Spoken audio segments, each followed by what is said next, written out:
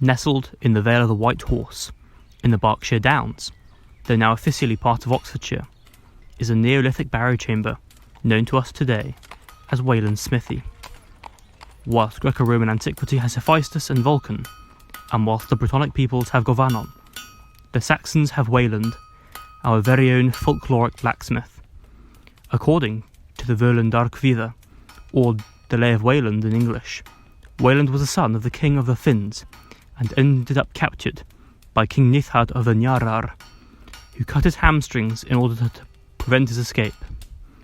There are many tales and stories associated with Wayland, including Beowulf itself, and even in Arthurian legend, but for now I will tell the story of Wayland and the Uffington White Horse. By no coincidence, England's most famous blacksmith lives no less than a mile away from the famed Uffington White Horse, and is said every 100 years to reshoe it. One evening in the last century, a little after the Great War, at the pub below the large chalk figure, the White Horse Inn in Woolston, an unknown man had entered, short and hobbling, with a leather apron and beard. He went to the counter and ordered a pint of the local brew, before finding a lonesome spot to sit in his own company, swilling his drink. The other locals were curious as to who this small, peculiar man was, dressed in such a manner. But before any perked up the nerve to inquire, the strain of a horn, like that from an ox, resounded throughout the Vale.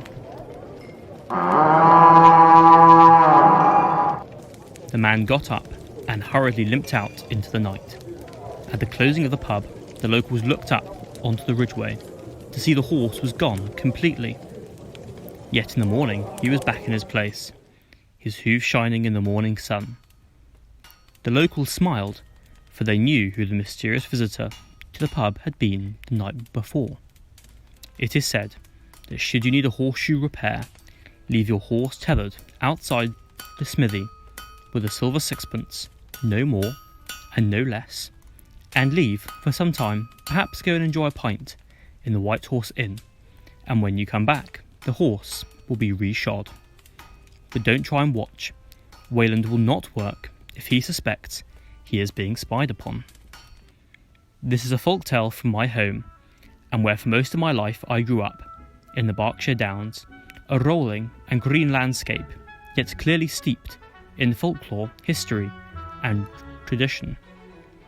I hope these stories, and the sacred landscape that inspired them, are preserved for future generations of Englishmen and Berkshiremen to enjoy and pass on.